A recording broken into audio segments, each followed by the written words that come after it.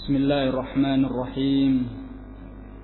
Assalamualaikum warahmatullahi wabarakatuh. Alhamdulillah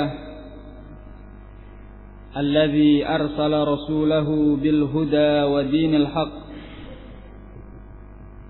liyudhhirahu 'ala ad-din kullihi walau karihal kafirun. أشهد أن لا إله إلا الله وحده لا شريك له وأشهد أن محمدا عبده ورسوله أما بعد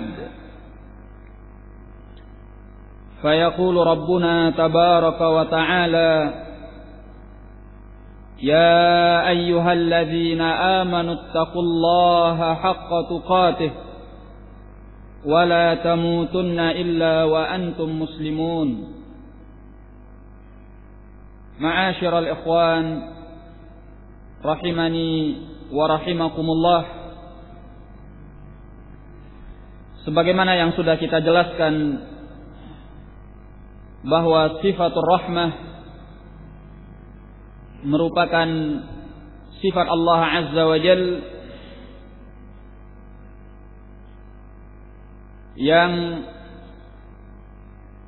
dengan rahmat Allah Tabaraka wa Ta'ala alam yang sedemikian teratur ini berlangsung dengan baik. Kalau bukan karena rahmat Allah Tabaraka wa Ta'ala,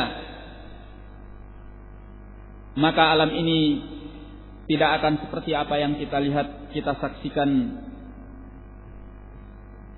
Disebutkan di dalam riwayat Al-Bukhari bahwasanya Allah Azza wa Jal memiliki 100 rahmah. Kemudian Allah memberikan satu rahmahnya ke dunia ini, sedangkan 99 rahmah disimpan oleh Allah Tabaraka wa Ta'ala untuk akhirat nanti. Berarti satu rahmah yang diturunkan oleh Allah ke dunia ini ternyata membuat dunia ini berjalan dengan baik, berlangsung kehidupan baik manusianya, demikian pula jinnya, demikian pula hewan-hewan, binatang-binatang, tumbuhan-tumbuhan. Dari sekian persen dari satu rahmat yang telah diturunkan oleh Allah Azza wa Jal ke atas dunia ini, sehingga binatang buas tidak mau memakan anaknya. Manusia sejahat apapun dia, fitrahnya akan sangat mengasihi anaknya. Ini adalah rahmat Allah Tabaraka wa Ta'ala. Alam ini berlangsung karena rahmat Allah. Dan ini baru satu daripada rahmat Allah Tabaraka wa Ta'ala. Sedangkan 99 masih disimpan oleh Allah Subhanahu wa Ta'ala. Rahmat Allah Tabaraka wa Ta'ala yang berupa sifat fi'liyah yang terdapat dalam nama Ar-Rahim ini terbagi kepada dua. Ada yang 'ammah dan ada yang khassah. Ada yang bersifat umum dan ada pula yang bersifat khusus. Yang bersifat umum adalah rahmat Allah Subhanahu wa Ta'ala yang mencakup semua alam. Allah merahmati alam ini secara keseluruhan. Manusianya, jinnya, hewannya, tumbuhannya, semuanya dirahmati oleh Allah, sehingga mereka berlangsung di dalam kehidupan mereka masing-masing. Baik yang mukmin ataupun yang kafir, yang muslim ataupun yang munafik, yang saleh ataupun yang taleh, yang bar ataupun yang fajir, yang baik ataupun yang jahat, semuanya mendapatkan rahmat ini di dalam kehidupannya. Karena kalau Allah mencabut rahmatnya dari seorang hamba, walaupun hanya sedetik, dia akan hilang dari kehidupan ini. Maka dia akan binasa.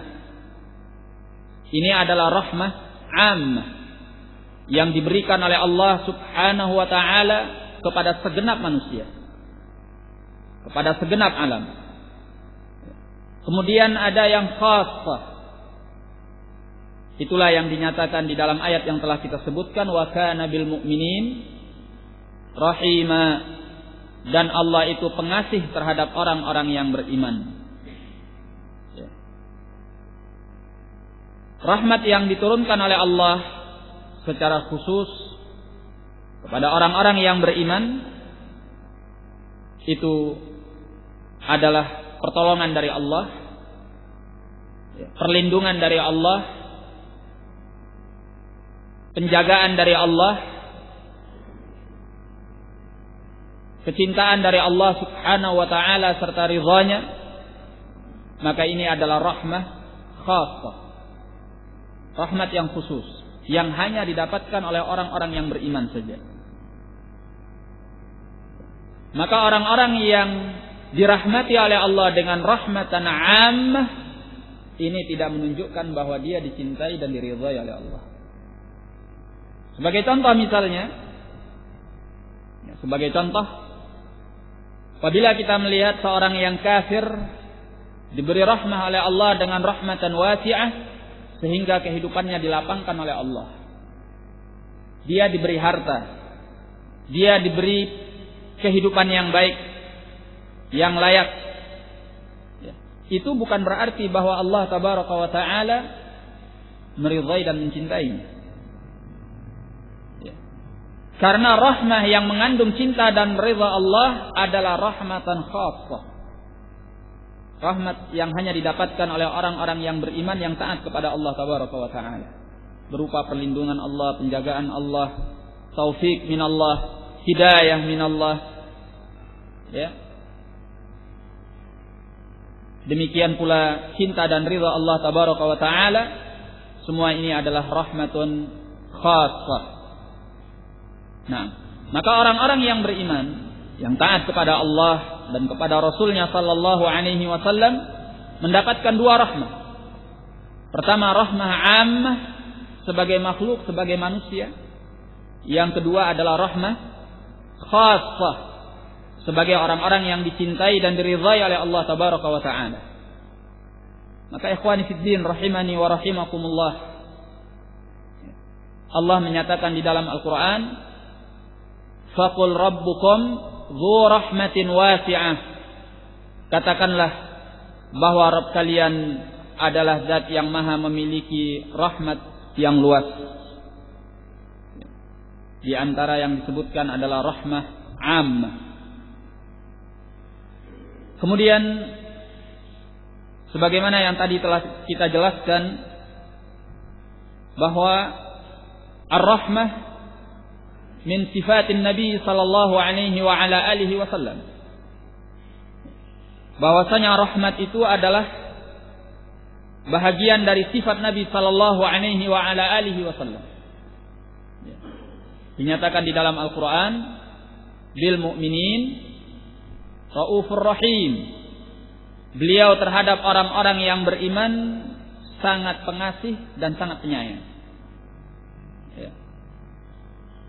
Dan Allah telah menegur beliau, mengingatkan beliau di dalam Al-Quran, fabima rahmatin minallahi lintalahum walau kunta faddan ghalidhal qalbi lan faddu min hawlik. Kata Allah dalam ayat ini, dan dengan rahmat dari Allah Subhanahu wa ta'ala, lintalahum, engkau bersikap lunak kepada mereka, bersikap lemah lembut kepada mereka. Walau kunta faddan ghalidhal qalb lan faddu min hawlik. Jikalau seandainya engkau seorang yang kasar, yang kaku hatinya, niscaya mereka akan berpaling daripada sisimu.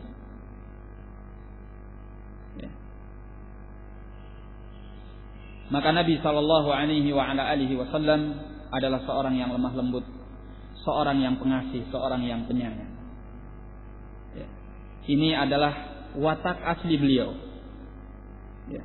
Apalagi beliau sebagai seorang nabi dan rasul sangat memerlukan sifat ini sehingga dakwahnya diterima oleh manusia. Nah, kemudian kalau kita melihat kepada Nabi sallallahu alaihi wasallam, bagaimana beliau bersikap kepada umatnya, niscaya kita akan mendapatkan contoh-contoh yang cukup banyak bagaimana kasih sayang beliau kepada umatnya tersebut. Dan bersyukurlah kita, Allah subhanahu wa ta'ala menurunkan di tengah kita Nabi yang sangat pengasih, yang sangat penyayang kepada umatnya. Ya. Bahkan beliau merasakan apa yang dirasakan oleh umatnya, sehingga dalam beberapa peristiwa yang terkait dengan syariat beliau ingin bahwa umat ini mendapatkan syariat yang ringan, rahmatan bihim, karena beliau sayang kepada mereka, karena beliau kasih kepada mereka. Ya. Dan ini bisa kita lihat dalam beberapa peristiwa dan kejadian. Di antaranya adalah bagaimana beliau alaihi salatu wassalam disebutkan di dalam hadis Aisyah yang muttafaqun alaih. Aisyah radhiyallahu anha berkata, qalat, in kana Rasulullah sallallahu alaihi wasallam la yada'u al-amala wa huwa yuhibbu an ya'mala bih khasyata an ya'mala bihi an-nasu fayufrada 'alaihim. Dahulu Rasulullah sallallahu alaihi wasallam itu meninggalkan sebuah amal, padahal beliau sangat ingin untuk mengamalkan amalan tersebut. Kenapa beliau tinggalkan? Khasyata ay ya'mala bihin nas fayufrada 'alaihim. Karena khawatir jikalau seandainya manusia ikut mengamalkan apa yang beliau amalkan, ini akan diwajibkan kepada mereka. Ya. Lihat bagaimana kasih sayang Nabi sallallahu alaihi wasallam. Beliau berupaya di dalam syariat yang diajarkan kepada umatnya ini jangan ada yang memberatkan mereka. Karena beliau merasa susah, merasa payah, merasa sempit apabila ada sesuatu yang akan memberatkan umatnya. Ya. Dan kita lihat sebagai contoh apa yang beliau lakukan dahulu mengenai salat at-tarawih. Ya. Awalnya salat at-tarawih dilakukan oleh Nabi sallallahu alaihi wasallam di masjid. Kemudian tatkala dilihat oleh kaum muslimin, oleh para sahabat Nabi sallallahu alaihi wasallam, mereka mulai mengikuti beliau. Hari pertama tidak seberapa, hari yang kedua tambah banyak, hari yang ketiga tambah banyak lagi. Ya. Setelah itu beliau tidak keluar untuk melaksanakan salat at-tarawih. Ya. Sampai disebutkan dalam sebagian riwayat para sahabat itu menunggu beliau, tapi beliau tidak keluar-keluar. Sampai ada yang melemparkan batu kerikil ke kamarnya untuk memancing agar beliau keluar, karena sudah banyak yang menunggu beliau. Ya. Tapi Nabi sallallahu alaihi wasallam sengaja untuk tidak keluar pada saat itu. Ya. Dan disebutkan di dalam riwayat yang diriwayatkan oleh Al-Imam Al-Bukhari rahimahullah, beliau mengatakan kepada manusia, kepada para sahabatnya, amma ba'd fa innahu lam yakhfa alayya makanukum. Kemudian daripada itu, sesungguhnya kumpulnya kalian ini bukanlah sesuatu yang tidak aku ketahui. Kemudian kata beliau, walakinni karihtu an tufradha 'alaikum. Ya. Akan tetapi aku tidak mau kalau salat ini nanti diwajibkan atas kalian. Fata'jazu anha, lantas kalian akan merasa lemah untuk melaksanakannya. Ya. Karena syariat ini akan berlangsung bukan hanya pada masa sahabat saja, sampai ila akhir zaman. Ya. Karena Islam ini adalah syariat yang universal. Nah, oleh karena itu beliau kemudian tidak melakukan salatut tarawih bil jamaah sampai kemudian beliau meninggal. Ya. Di masa Abu Bakar radhiyallahu an tidak dilakukan salatul jamaah fit tarawih. Masih mengikuti apa yang ditinggalkan oleh Nabi sallallahu alaihi wasallam. Ya. Nah, di masa Umar, tatkala Umar melihat bahwa manusia mulai terpisah-pisah, terpencar-pencar, banyak jamaah di dalam masjid yang melaksanakan salatut tarawih, tidak hanya satu jamaah, maka pada saat itulah Umar beranggapan bahwa mereka lebih baik dikumpulkan pada satu jamaah sehingga mereka dipimpin oleh seorang imam. Dan itu beliau lakukan. Kemudian beliau menyatakan ni'matil bid'atu hadhihi. Sebaik-baik bid'ah itu adalah ini. Yang dimaksud oleh beliau dengan bid'ah yaitu sesuatu yang kembali dihidupkan, yang merupakan termasuk dari sunnah Nabi sallallahu alaihi wasallam, hanya saja ditinggalkan oleh beliau karena khawatir bahwa itu akan diwajibkan oleh Allah tabaraka wa taala. Ya. Jadi bukan karena tidak ada syariatnya. Ya. Salatut tarawih fil jamaah lahu aslun. Ya. Laha aslun fi syariah. Ada sumbernya di dalam syariat ini. Ya. Dan alasannya jelas kenapa ditinggalkan oleh Nabi sallallahu alaihi wasallam, karena beliau takut akan diwajibkan atas umatnya. Al-muhim bahwa ini adalah contoh di mana Nabi sallallahu alaihi wasallam terkadang meninggalkan sebagian amalan karena kasihan kepada umatnya. Ya. Nanti akan disyariatkan atau diwajibkan kepada mereka. Sebagai contoh lainnya, beliau pernah menyatakan sebagaimana di dalam riwayat Al-Bukhari dan Muslim, laula an asyqa ala ummati la amartuhum bisiwak ma'a kulli shalah. Dalam riwayat yang lainnya ma'a kulli wudu. Ya. Kalau bukan karena aku khawatir memberatkan kepada umatku, aku perintahkan mereka untuk bersiwak pada setiap mereka salat. Atau dalam riwayat lain pada setiap wudu. Ya, menunjukkan betapa sayangnya beliau kepada umatnya. Jangan ada yang memberatkan mereka. Ya. Contoh yang lainnya seperti perbuatan Nabi sallallahu alaihi wasallam yang menunda salatul Isya sampai hari yang sangat larut malamnya. Ya. Sampai disebutkan di dalam riwayat as-sahih, ya, anak-anak dan wanita sampai tertidur. Ya, karena malam yang sudah sangat larut, tetapi Nabi sallallahu alaihi wasallam tidak keluar untuk melaksanakan salatul jamaah. Dan para sahabat sampai terkantuk-kantuk menunggu beliau. Ya. Kemudian tatkala beliau keluar pada malam yang sangat larut itu, beliau mengatakan innahu lawaqtuha. Inilah sungguhnya waktu Isya yang utama itu. Ya, kemudian kata beliau, laula an asyqa ala ummati. Kalau bukan karena khawatir memberatkan atas umatku. Ya, barakallahu fikum. Dan termasuk masih dalam bab ini apa yang dilarang oleh Nabi sallallahu alaihi wa ala alihi wasallam kepada para sahabatnya agar mereka tidak melakukan al-wisal. Apa itu al-wisal? Puasa berturut-turut dari mulai terbitnya fajar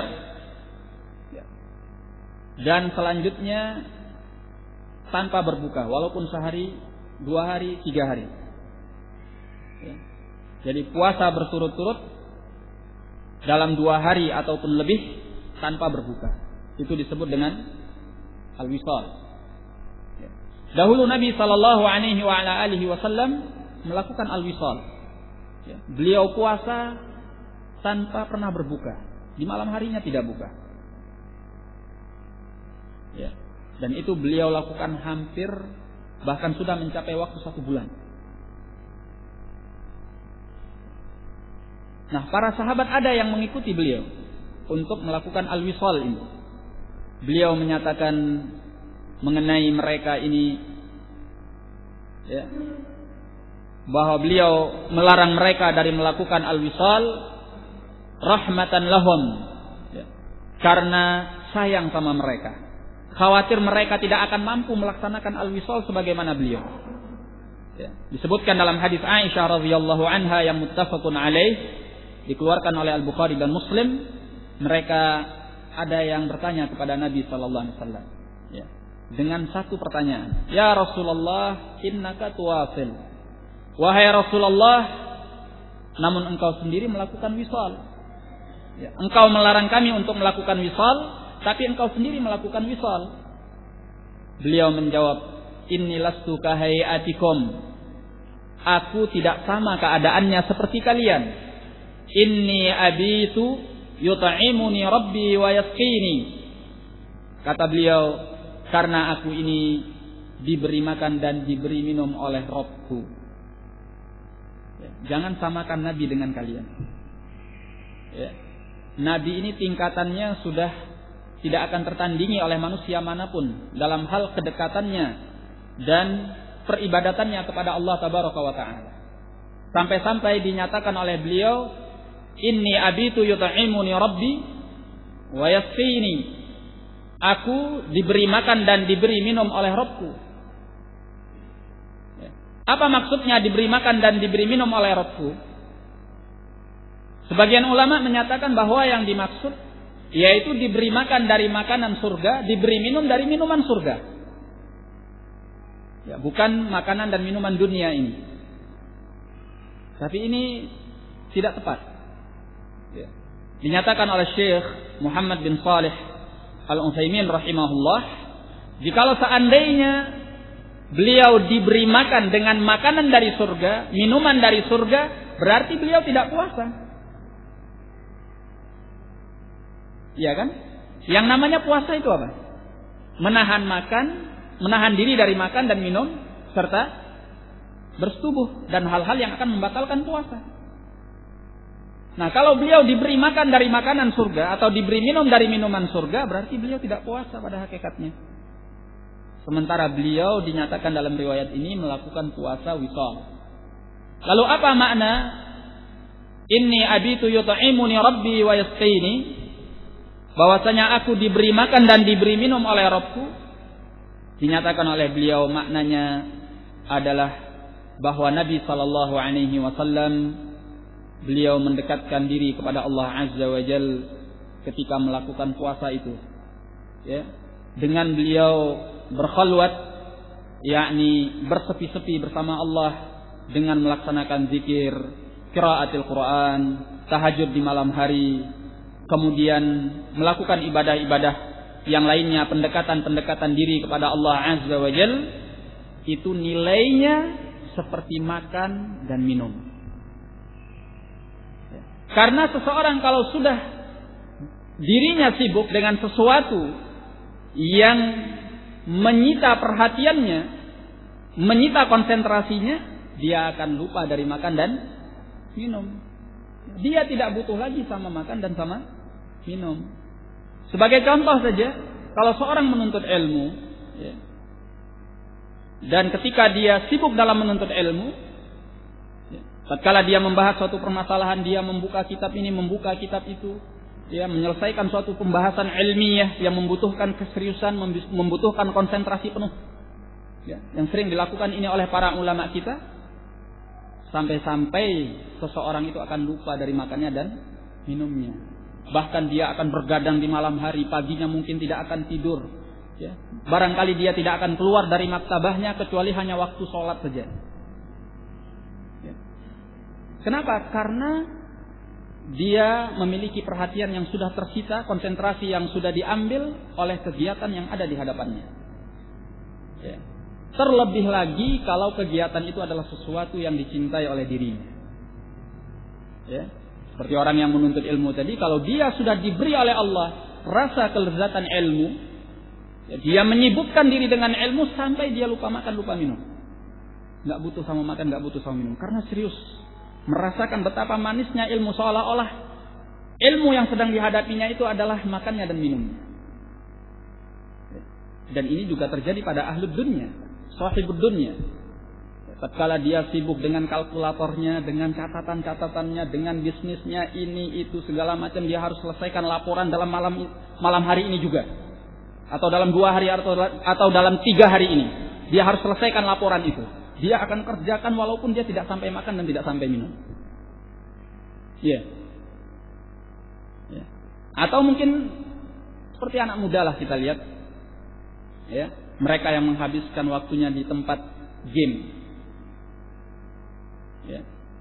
Dia tahan berjam-jam tidak makan dan tidak minum melebihi orang lain karena sibuk dengan apa yang ada di hadapannya. Nah, jadi maksudnya di sini bahwa beliau diberi makan dan diberi minum oleh Allah Tabaraka wa Ta'ala, yaitu beliau sibuk dengan zikir kepada Allah, ibadah kepada Allah, qiraatil Quran, melaksanakan as-shalah, melaksanakan at-tahajjud, sehingga dengan demikian ini sudah senilai dengan makan dan minum beliau, dan beliau tidak lagi butuh kepada makan dan minum. Ya. Dan dari umat ini belum tentu kita bisa menyamai Nabi Sallallahu Alaihi Wasallam dalam merasakan hal ini ketika ibadah. Ya.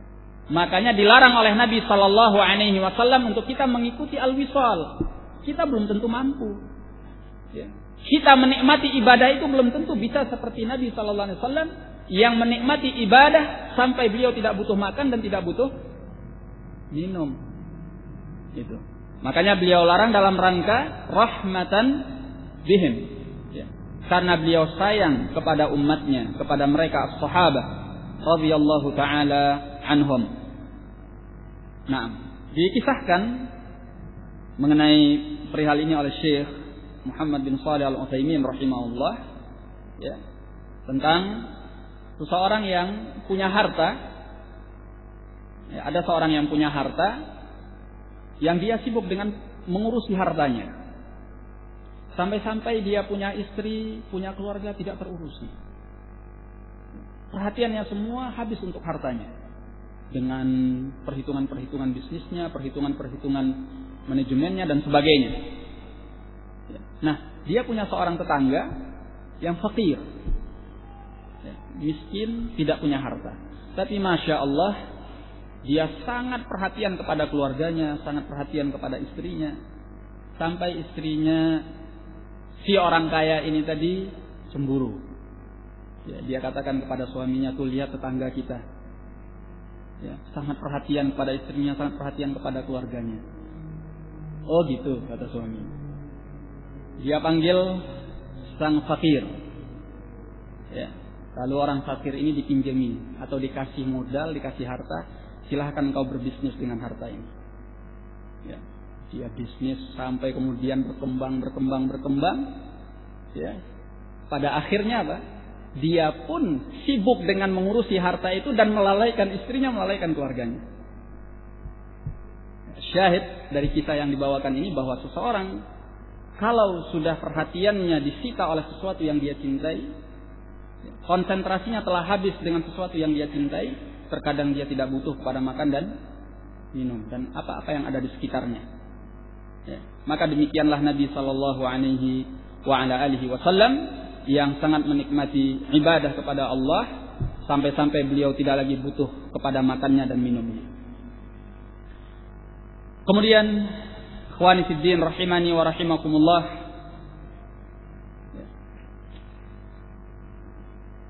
termasuk dari bab ini kita melihat bagaimana kasih sayang Nabi Sallallahu Alaihi Wasallam kepada umatnya, yaitu apa yang tertuang di dalam hadis Abi Hurairah radhiyallahu an yang diriwayatkan oleh Al-Bukhari dan Muslim, di mana Nabi sallallahu alaihi wa ala alihi wasallam menyatakan, "Idza shalla ahadukum lin-nasi falyukhaffif, fa inna fihim adh-dha'if was-saqim wal-kabir." Apabila salah seorang di antara kalian salat mengimami manusia, falyukhaffif, maka hendaklah dia memperingan salatnya. Karena di antara para makmumin ada orang-orang lemah, ada orang yang sakit, ada orang yang sudah tua renta. Wa idza shalla ahadukum li nafsihi falyutawwil ma syaa.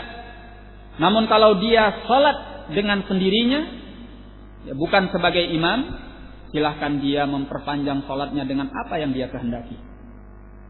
Lihat, sampai dalam urusan salat sekalipun Nabi berupaya mengajarkan kepada umatnya untuk memiliki sikap rahmah, kasih sayang sama yang lainnya. Ya, mentang-mentang imam jangan sesukanya saja, salat mau panjang sesukanya, sehingga memberatkan para makmum yang ada di belakangnya. Maka Nabi sallallahu alaihi wasallam menyatakan, "Idza shalla ahadukum bin-nas falyukhaffif." Apabila salah seorang di antara kalian salat mengimami manusia, maka hendaklah dia memperingan salatnya. Karena di sana ada orang yang lemah, ada orang yang sakit, ada orang yang tua renta. Disebutkan dalam riwayat lain wadzal hajah, ada orang yang punya kebutuhan, maksudnya punya uzur, tidak bisa salat dengan panjang. Ya. Jadi ini merupakan sifat Nabi sallallahu alaihi wa ala alihi wasallam. Hanya saja yang terkait dengan hadis ini perlu kita sampaikan bahwa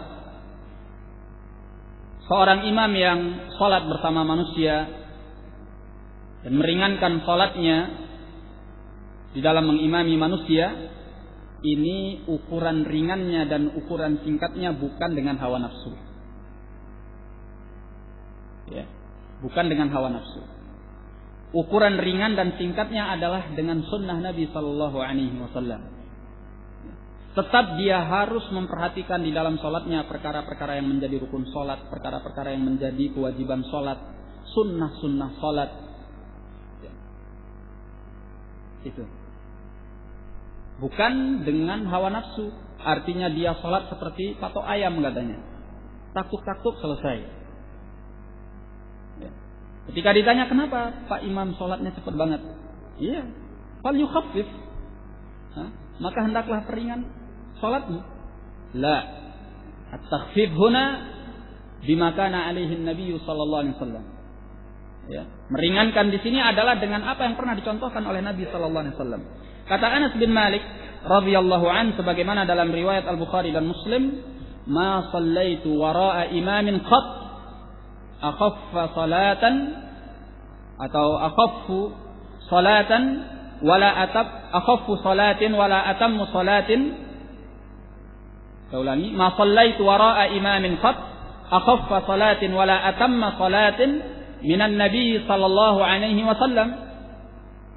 Aku tidak pernah salat di belakang seorang imam pun yang salatnya lebih ringan. Satu hal. Ya. Kedua, lebih sempurna daripada Nabi sallallahu alaihi wasallam. Jadi bukan ringannya saja. Memang salat itu harus diperingan dalam rangka rahmah terhadap orang-orang yang ada di belakangnya. Tetapi ingat juga sempurna, melaksanakan rukun-rukunnya, melaksanakan kewajiban-kewajibannya, melaksanakan sunnah-sunnahnya. Nabi yang salatnya ringan dan sempurna tatkala mengimami manusia, sebagaimana yang kita tahu dalam riwayat as-sahih, beliau itu salat maghrib terkadang membaca apa? Terkadang yang beliau baca dalam salat maghrib itu suratul A'raf. Surah Al-A'raf. Tahu berapa ayat surat Al-A'raf? Panjang kan? Itu. Ya. Terkadang beliau membaca At-Tur. Ya. Nah, dan ini adalah termasuk surat yang lumayan panjang di kalangan kita. Ya. al-mursalat. Nah, ini Nabi sallallahu alaihi wasallam dalam salat fajr, ya, khususnya pada fajr yaumil Jum'ah, beliau membaca pada rakaat yang pertama adalah surah As-Sajdah, Alif Lam Mim Sajdah. Pada rakaat yang kedua adalah Al-Insan. Nah, jadi ringannya itu sesuai dengan sunnah Nabi sallallahu alaihi wasallam. Bukan seenaknya saja. Sak karepe dhewe katanya orang sini. Ya, salatnya baca Al-Fatihahnya super ngebut. Kemudian yang setelah itu dibaca Qul huwallahu ahad, Qul a'udzu birabbin nas, Allahu akbar. Ya. Seringkas-ringkasnya, ngirit salatnya. Lah, tetapi yang dimaksud adalah dengan apa yang dicontohkan oleh Nabi sallallahu alaihi wasallam. Makanya seorang imam harus mengerti bagaimana salatnya Nabi sallallahu alaihi wasallam, supaya dia meringankan salatnya mengimami manusia itu sesuai dengan apa yang dicontohkan oleh Nabi sallallahu alaihi wa ala alihi wasallam. Dan meringankan salat itu ada dua. Ya. Ada yang at-takhfif 'ala dawam. Kemudian ada yang at-takhfifut tari' namanya. At-takhfif 'ala dawam, meringankan salat yang dilakukan secara terus-menerus, ini dicocokkan dengan apa yang dilakukan oleh Nabi sallallahu alaihi wasallam. Ya. Adapun at-takhfifut tari', ya, meringankan karena ada faktor yang mendukungnya, ya, karena ada sesuatu yang tiba-tiba yang mengharuskan kita untuk meringankan sholat, ini di mana kita mengurangi kadar sholat itu sesuai dengan kebutuhan yang ada. Nah, sebagaimana yang dilakukan oleh Nabi Sallallahu Alaihi Wasallam, ya, di mana beliau alaihi salatu wassalam disebutkan di dalam As-Sahih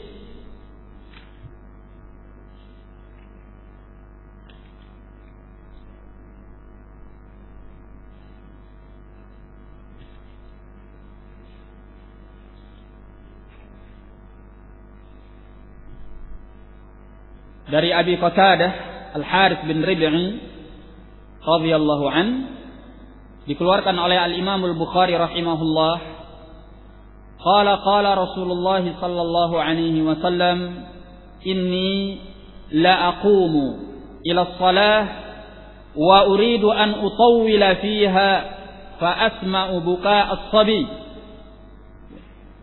fa atazawwaju fi salati karahiyata an ashqa ala ummih. Kata beliau, aku pernah berdiri untuk melaksanakan salat, kemudian aku ingin memperpanjang salatku. Lantas aku mendengarkan tangisan anak kecil. Lalu aku memperingan dan mempercepat salatku karena aku tidak ingin bahwa anak itu akan memberatkan, atau bahwa salatku akan memberatkan kepada ibunya. Ya. Dan ini termasuk contoh bagaimana kasih sayang Nabi sallallahu alaihi wasallam.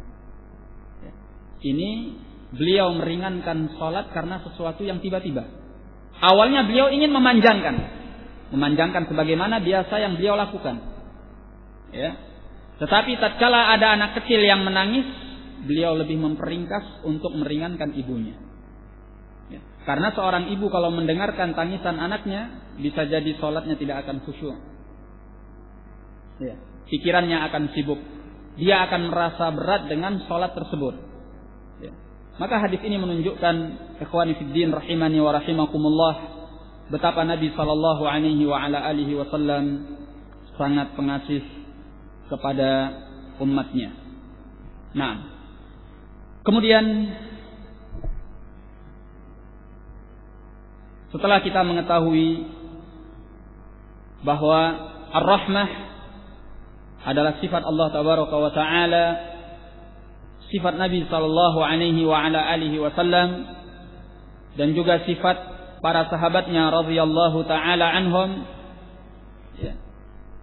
Kemudian kita perlu mengetahui bahwa ar-rahmah min usulil Islam. Ya. Sikap rahmah itu termasuk dari prinsip Islam.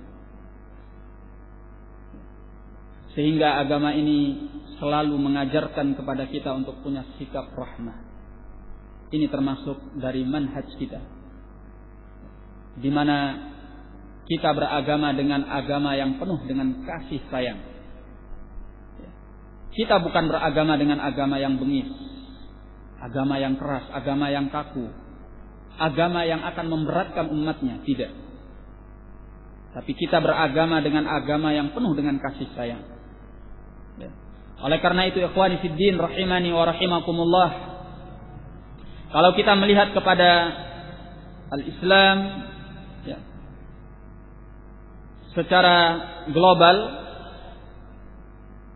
syariat Islam itu melarang kita untuk kita memberat-beratkan diri kita dalam ibadah. Ya.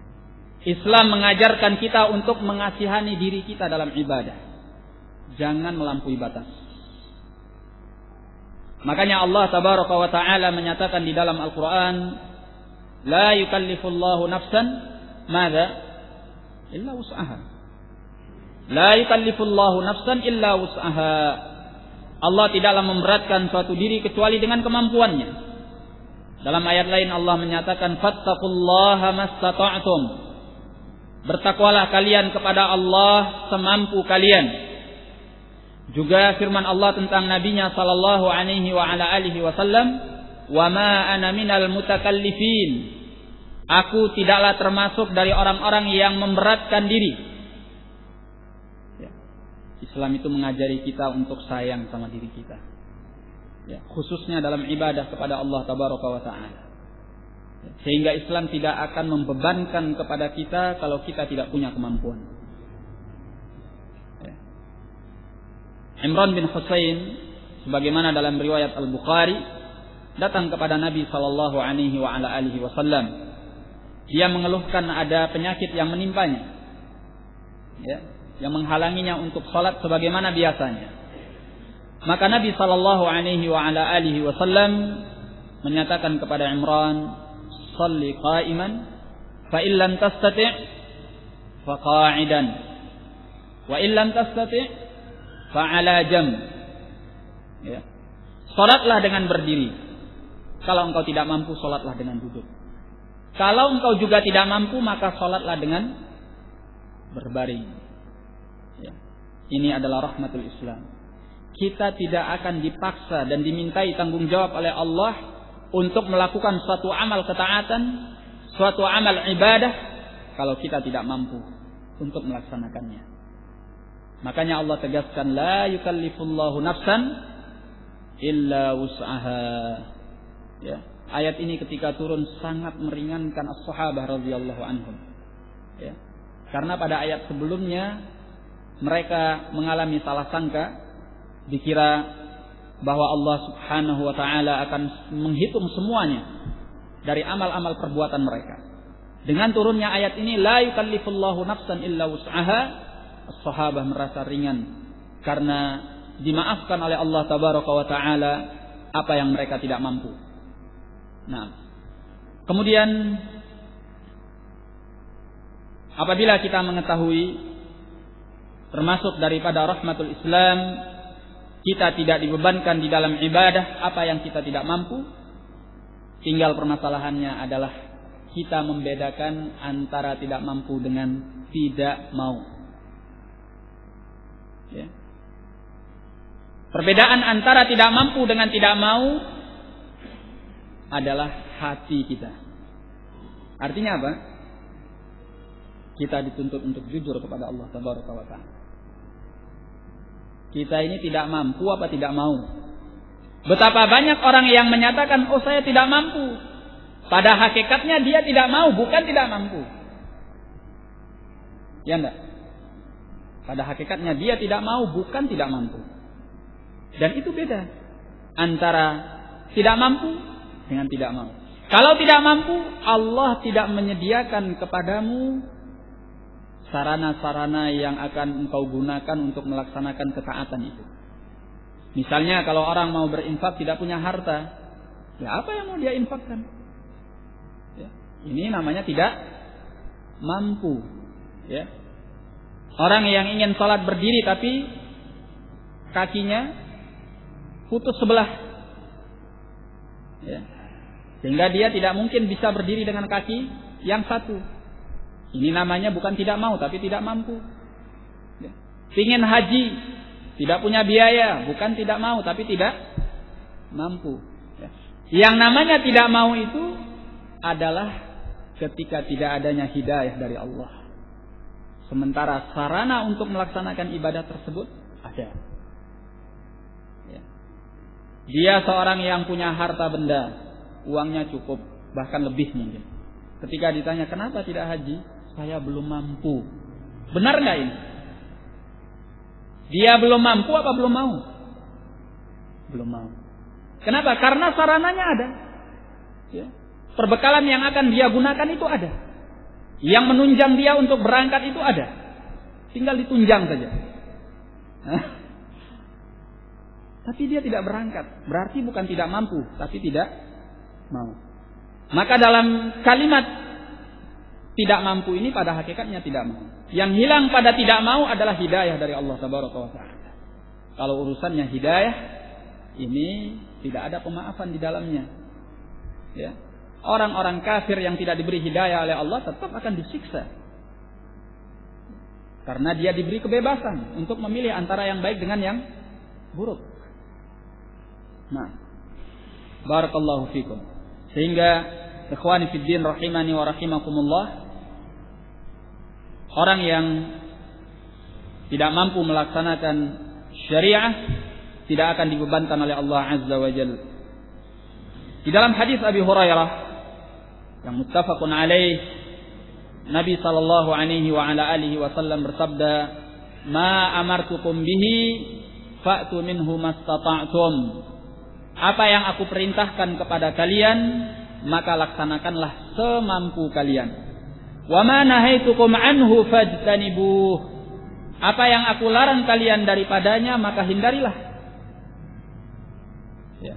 Selalu yang namanya perintah itu dikaitkan oleh Allah dan oleh Rasulnya sallallahu alaihi wasallam dengan kemampuan. Dan ini masih dalam pembahasan kita disebabkan karena rahmat dari Allah Subhanahu wa taala dan rahmat Rasulnya sallallahu alaihi wasallam. Ya. Yang namanya perintah dikaitkan dengan mampu atau tidak. Ya. Kalau tidak mampu tidak apa, tapi jujur bahwa dia tidak mampu, tidak ada sarana yang akan dia gunakan untuk melaksanakan ketaatan itu. Ini namanya tidak mampu. Ya. Tapi kalau sudah berbicara mengenai larangan an-nahyu, maka an-nabiy sallallahu alaihi wasallam menyatakan, "Wa ma nahaitukum anhu fajtanibuh." Apa yang aku larang kalian daripadanya, maka jauhilah. Yang namanya larangan itu tidak dikaitkan dengan kemampuan. Loh, kenapa? Limadha? Karena yang namanya meninggalkan larangan tidak butuh sarana, tidak butuh kepada kemampuan. Ya. Meninggalkan larangan itu yang dibutuhkan adalah engkau menahan diri dari larangan tersebut, cukup. Tidak lebih daripada itu. Dan menahan diri dari sebuah larangan tidak ada manusia yang tidak mampu. Karena tidak dibutuhkan apa-apa. Engkau diam saja sudah. Tidak usah melakukan apa yang dilarang oleh Allah Tabaraka wa Ta'ala. Engkau tidak perlu melakukan kegiatan apapun, cukup engkau diam. Jangan engkau melakukan apa yang dilarang oleh Allah. Makanya tidak ada manusia yang tidak mampu. Sehingga kalau ada orang yang ditegur dengan larangan Allah Tabaraka wa Ta'ala, ya, kenapa engkau melakukan hal ini? Bukankah ini kemaksiatan? Lalu dia menjawab, saya belum mampu meninggalkannya. Ini jawaban yang salah. Ya, salah dari asalnya sudah. Kenapa salah? Karena larangan itu tidak dikaitkan dengan kemampuan. Sebab engkau cukup menahan diri. Ya. Kenapa enggak sholat, Pak atau Mas atau siapalah? wah, saya belum mampu. Ya. Ini kalau itu adalah larangan, tidak dikaitkan dengan kemampuan. Atau yang lebih jelas lagi, misalnya, kenapa Mas atau Pak atau siapa, kamu masih melakukan perbuatan zina? Oh, saya belum mampu meninggalkannya. Ya. Kenapa masih minum khamr? Saya belum mampu. Berat sekali meninggalkannya saya. Ini adalah alasan yang tidak masuk di dalam firman Allah Tabaraka wa Ta'ala, la yukallifullahu nafsan illa wus'aha. Kenapa? Karena yang namanya larangan itu dikatakan oleh Nabi, wa ma nahitukum anhu fajtanibu. Engkau tidak dibutuhkan untuk melakukan apapun juga, cukup engkau menahan diri. Makanya dinyatakan oleh Al-Imam Ahmad rahimahullah bahwa an-nahyu asyad minal amr. Yang namanya larangan itu lebih berat atau lebih kuat penekanannya dibanding perintah. Karena perintah masih dikaitkan dengan kemampuan, kalau larangan tidak. Baik. Ikhwani fid din rahimani wa rahimakumullah. Demikian pula termasuk bahwa rahmat itu adalah min usulil Islam, di mana Allah Tabaraka wa Ta'ala menjadikan Islam ini adalah agama yang mudah. Ya. Di samping amalan-amalan ketaatannya dikaitkan dengan kemampuan, itu pun amalan-amalan ketaatan yang disyariatkan dipermudah oleh Allah Tabaraka wa Ta'ala. Ya. Makanya Allah tatkala berbicara tentang puasa, apa kata Allah?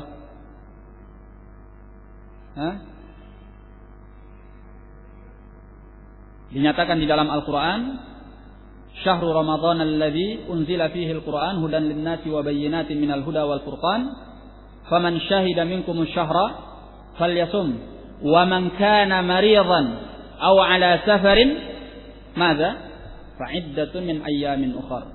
Kemudian Allah sambung, yuridullahu bikumul yusr wa la yuridu bikumul usr. Ya. Kata Allah, barang siapa di antara kalian yang menyaksikan bulan itu, maka hendaklah dia berpuasa. Dan barang siapa yang sakit atau dia dalam perjalanan jauh, di dalam safar, fa'iddatun min ayyamin ukhar, silahkan dia mengganti pada hari-hari yang lainnya. Ya, diberi keringanan oleh Allah. Ya. Sudah perintahnya itu dikaitkan dengan kemampuan. Ya. Kemudian perintah itu sendiri diperingan oleh Allah Tabaraka wa Ta'ala. Syariatnya dimudahkan oleh Allah. Sehingga Allah nyatakan, yuridullahu bikumul yusr wala yuridu bikumul usr. Allah inginkan kepada kalian kemudahan dan Allah tidak inginkan kepada kalian kesulitan. Dan disebutkan di dalam As-Sahih di mana Nabi sallallahu alaihi wasallam, idza khayyara bainal amrayni ikhtara aisarahuma ma lam yakun ithman. Apabila Nabi sallallahu alaihi wasallam diberi pilihan dua hal, dua perkara, beliau pasti memilih yang paling ringan, yang paling mudah. Selama yang paling ringan dan paling mudah itu bukan dosa. Ya, nah, seperti itulah kemudahan-kemudahan yang diberikan oleh Allah Tabaraka wa Ta'ala. Dan beliau alaihi salatu wassalam menyatakan, bu'itsu bil hanifiyyati samhah. Aku diutus oleh Allah dengan agama lurus yang penuh dengan toleransi. Dalam riwayat At-Tirmidzi dari hadis Mu'adz, beliau menyatakan, wa innahu la yasirun ala man yassarahu Allahu alaihi. Ya. Ajarannya itu adalah mudah atas siapa yang dimudahkan oleh Allah. Artinya diberi taufik oleh Allah Azza wa Jalla. Ya. Islam ini adalah agama yang mudah, agama yang penuh dengan kasih sayang. Seperti yang sering kita ulangi, bahwa kalau seandainya kita mau melihat kepada ajaran agama-agama yang sebelumnya, kita akan tahu bahwa Islam ini adalah agama yang sangat mudah dan sangat toleran. Ya. Toleran kepada umatnya. Ya. Karena agama-agama yang sebelumnya itu berat. Di agama masa lampau diharamkan makan gajih. Ya, di antaranya di agama masa lampau, apabila sebagian dari anggota jasadnya terkena najis, maka untuk membersihkannya anggota itu harus dihilangkan, diamputasi. Tidak cukup dengan dicuci. Ya. Seorang yang ingin taubat harus bunuh diri. Ya. Di dalam syariat An-Nasara, orang yang sudah nikah tidak boleh talak. Nah, dan masih banyak yang lainnya. Tapi keberatan-keberatan itu telah dihilangkan oleh Allah dari agama yang mulia ini. Agama kita ini mudah. Ya. Ketika kita menyatakan bahwa agama kita mudah karena kasih sayang dari Allah Tabaraka wa Ta'ala, bukan berarti mudah sesuai dengan kehendak kita. Bukan berarti ringan dan toleran sesuai dengan kehendak kita. Agama ini mudah, agama ini gampang, agama ini adalah agama yang toleransi, tetap ukurannya adalah kitabullah was sunnah. Bukan dengan keinginan kita sendiri, sehingga kita mengotak-atik agama ini sesuai dengan selera kita. Yang kita anggap mudah kita laksanakan, yang kita anggap sulit kita tinggalkan. Ya, la. Tetapi mudah dengan apa yang disyariatkan oleh Allah Azza wa Jal dan dicontohkan oleh Rasulnya sallallahu alaihi wa ala alihi wasallam. Ya. Termasuk daripada rahmah yang ada di dalam agama yang mulia ini, yaitu di mana agama yang mulia ini melarang kita untuk bersikap tasyaddud, ekstrim, memberat-beratkan diri dalam beragama. Ya. Istilahnya tasyaddud atau tatarruf atau ghulu atau takalluf, ini sama semuanya. Ya. Tidak boleh kita memberat-beratkan diri dengan sesuatu yang tidak disyariatkan oleh Allah Azza wa Jalla. Jangan sampai kita mempersempit apa yang telah diperluas oleh Allah dan Rasulnya. Ya. Jangan sampai kita memperberat apa yang telah diperingan oleh Allah dan Rasulnya sallallahu alaihi wa ala alihi wasallam. Ya. Kita masih ingat bagaimana disebutkan di dalam riwayat Al-Bukhari dan Muslim tentang adanya 3 orang. 3 orang yang pergi ke rumah Nabi sallallahu alaihi wasallam dan mereka mendapati para istri Nabi sallallahu alaihi wasallam. Ya. Lalu mereka bertanya tentang amalan-amalan Nabi. Ya. Tatkala mereka mendengar tentang amalan-amalan Nabi sallallahu alaihi wasallam, faqalluha, mereka menganggapnya kecil. Ya. Mereka beralasan karena Nabi sallallahu alaihi wasallam itu telah diampuni dosanya yang telah lampau dan yang akan datang. Ya. Maka mereka masing-masing bersumpah dengan sesuatu yang memberatkan diri mereka. Kata yang satu, amma ana asumu abadan wala uftir. Ya. Adapun aku, maka aku akan berpuasa selama-lamanya dan aku tidak akan pernah berbuka. Yang satunya menyatakan, amma ana usallil laila wala arkud. Ya. Adapun saya akan sholat sepanjang malam dan tidak akan pernah tidur.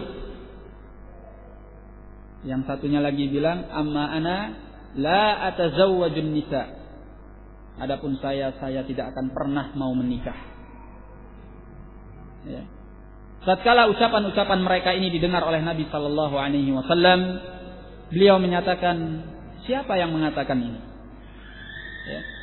Kata beliau, amma ana, ketahuilah bahwasanya aku ini usalli wa arkud.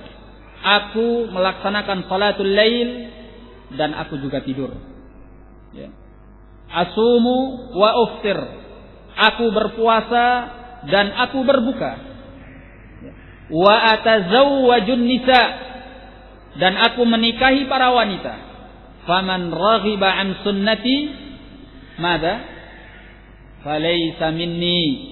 Kata beliau, barang siapa yang benci kepada sunnahku maka dia bukan dari golonganku. Ikhwani fid din rahimani wa rahimakumullah. Tidak ada manfaatnya kita memberat-beratkan diri dengan sesuatu yang tidak disyariatkan oleh Allah, tidak dicontohkan oleh Rasulnya sallallahu alaihi wa ala alihi wasallam. Ya. Karena itu akan mempersulit dan memperberat diri kita sendiri. Ya. Kalau kita memperberat diri kita sendiri dalam beragama kepada Allah, ya, agama itu tidak akan kalah. Ya. Tapi nantinya kita yang akan kalah oleh agama itu. Artinya apa? Bahwa amalan yang kita lakukan itu justru suatu saat akan memberatkan kita, akan menyulitkan kita, bahkan akan menyesatkan kita.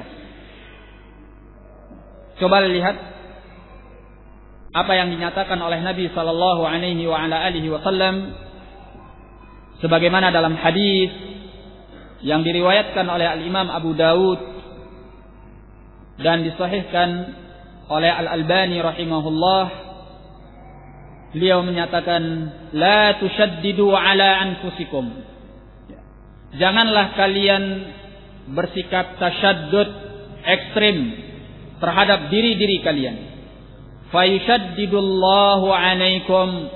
Nanti Allah akan memberatkan atas kalian. Fa inna qauman shaddadu ala anfusihim fashaddadallahu alaihim. Karena ada satu kaum yang memberat-beratkan diri mereka, maka Allah memberatkan mereka. Dalam riwayat Al-Bukhari beliau menyatakan, inna hadzal din yusrun. Agama ini mudah, gampang, ringan. Kemudian wala yushadad dina ahadun illa ghalabah. Tidak ada seorang pun yang memberat-beratkan diri dalam beragama, melainkan agama ini akan mengalahkannya.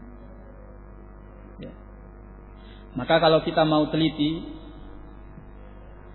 amalan-amalan yang tidak diajarkan oleh Nabi sallallahu alaihi wasallam, perbuatan-perbuatan yang tidak diajarkan oleh Nabi sallallahu alaihi wasallam, ya. Syariat-syariat yang tidak diajarkan oleh Nabi sallallahu alaihi wasallam, pada hakikatnya itu memberat-beratkan diri. Ya. Dan sekarang timbangannya sudah terbalik.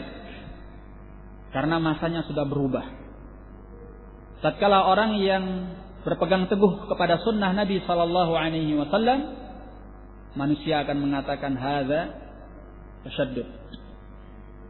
Ini ekstrim, memberat-beratkan diri. Ya. Ini sikap melampaui batas, tatarruf. Nah, padahal yang diamalkan adalah sunnah Nabi sallallahu alaihi wasallam. Misalnya salat sebagaimana salat Nabi sallallahu alaihi wasallam, berpakaian sebagaimana berpakaian Nabi sallallahu alaihi wasallam, ya. Kemudian mengamalkan sebagaimana apa yang diamalkan oleh Nabi sallallahu alaihi wasallam dan tidak mau melampaui batas itu. Ya, ini akan dituduh sebagai memberat-beratkan diri dan ekstrim. Ya. Sehingga seringkali dibawakan hadis-hadis yang menunjukkan bahwa agama itu mudah, ringan. Janganlah mempersulitnya. Nah, tapi kalau ada orang-orang yang mengamalkan sesuatu yang tidak diajarkan oleh Nabi SAW dan pada hakikatnya itu berat, dianggap inilah yang sesungguhnya agama. Inilah sesungguhnya yang disebut dengan agama. Terkadang mereka harus mengeluarkan harta yang sedemikian banyak untuk mengadakan acara itu, ya, mencurahkan pikiran, melimpahkan konsentrasi, mengerahkan massa, ya, untuk melakukan acara-acara tersebut. Padahal hakikatnya acara-acara itu, amalan-amalan itu adalah amalan-amalan yang tidak disyariatkan. Itulah yang memberat-beratkan diri. Tapi timbangannya, neracanya sudah terbalik. Sehingga yang berat dianggap ringan, yang ringan dianggap berat. Ya. Jadi ini perbuatan mereka-mereka yang tidak mengikuti sunnah Nabi sallallahu alaihi wasallam. Makanya kita diperintahkan untuk menghindar daripada perbuatan ghulu, ya, melampaui batas di dalam beragama. Demikian pula melampaui batas dalam kita berucap dan kita berbuat. Dalam riwayat Muslim, Nabi sallallahu alaihi wasallam bersabda, halakal mutti'un. Ya. Binasa orang-orang yang berdalam-dalam. Maksudnya apa? Berkata Al-Imam An-Nawawi rahimahullah, halakal mutanatti'un ay al-muta'ammiqun al-mughalun al-mujawizun al-hudud fi aqwalihim wa af'alihim. Ya. Orang yang mutanatti'un adalah orang yang berdalam-dalam, orang yang melampaui batas di dalam ucapan dan perbuatan mereka. Ya. Makanya kalau kita berucap, ucapkan yang hak. Ya, berdasarkan ilmu yang sudah kita pelajari. Ya. Man kana yu'minu billahi wal yawmil akhir falyaqul khairan aw liyasmut. Ya. Barang siapa yang beriman kepada Allah dan hari akhir, hendaklah dia mengatakan yang baik atau dia diam. Ya. Demikian pula kalau berbuat, ya, berbuatlah seperti apa yang diajarkan oleh Nabi sallallahu alaihi wasallam. Bersikaplah seperti apa yang disunnahkan oleh Nabi sallallahu alaihi wa ala alihi wasallam.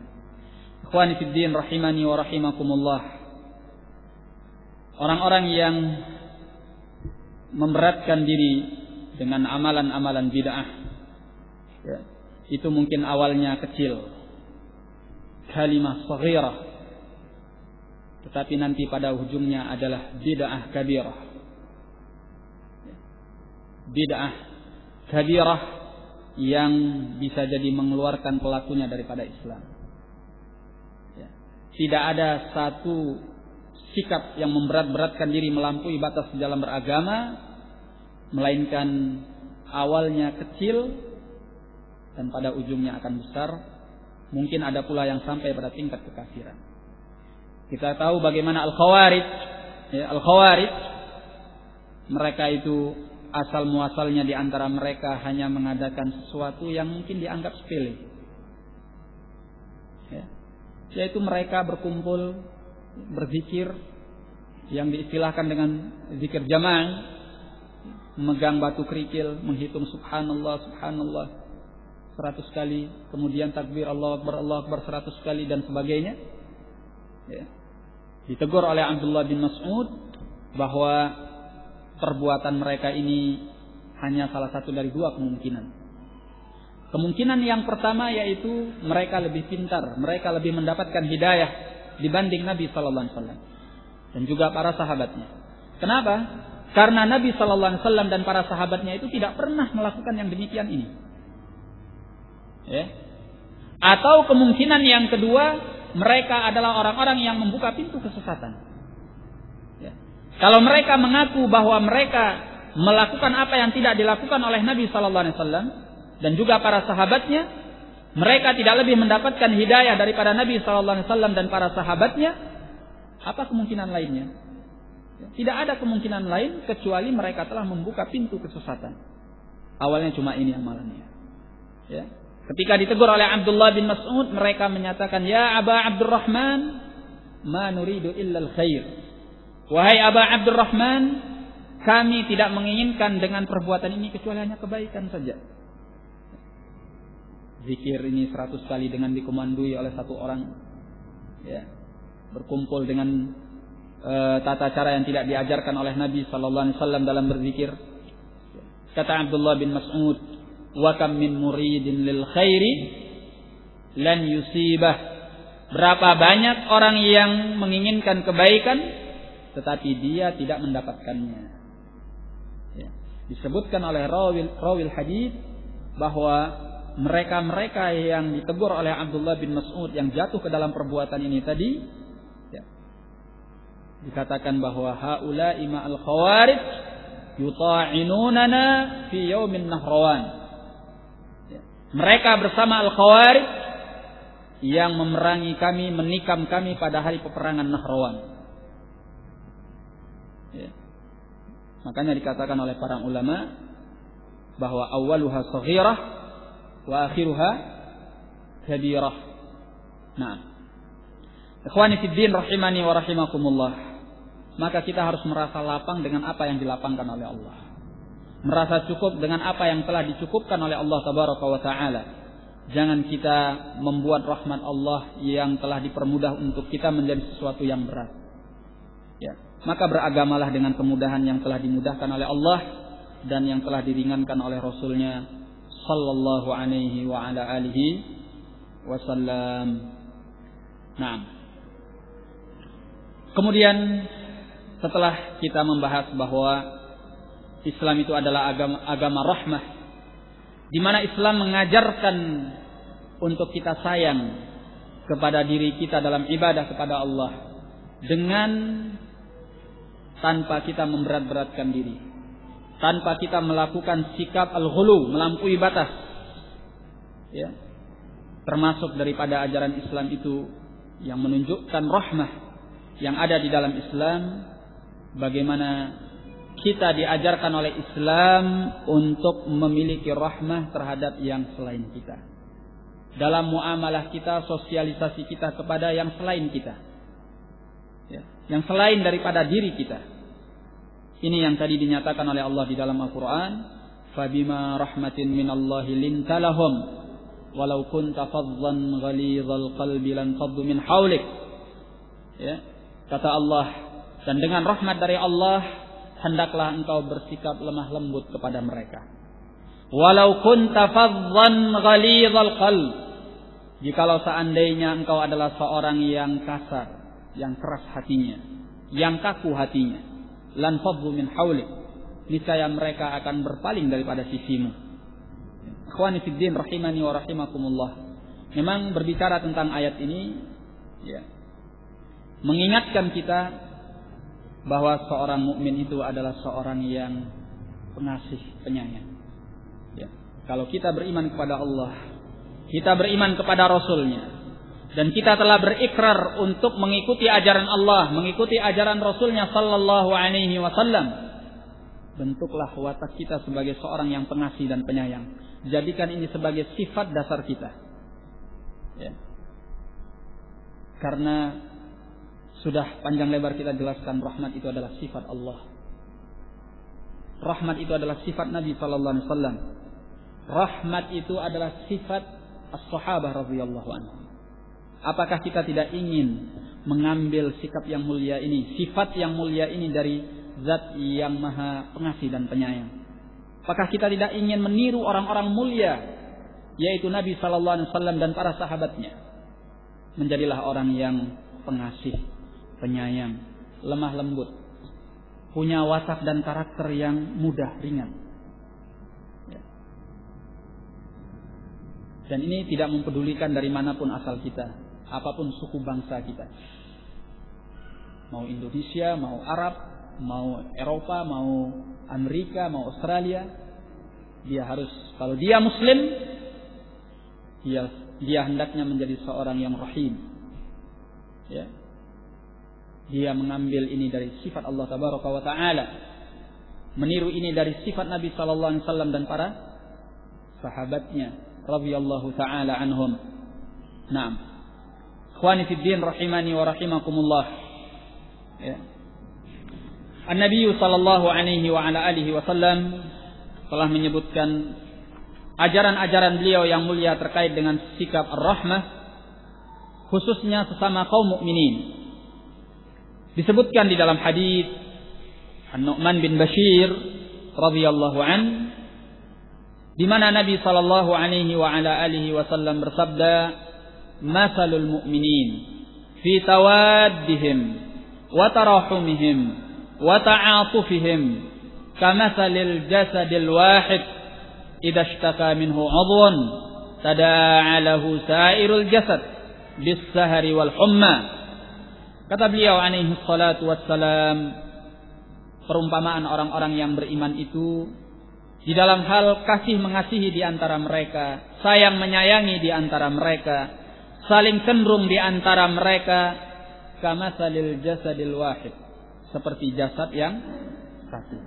Idza ishtaka minhu 'udhun, kalau ada anggota jasad yang merasa sakit, tada'a lahu sairul jasad bis-sahri wal humma, maka semua anggota jasad yang lainnya terpanggil untuk merasakan sakit dan demamnya.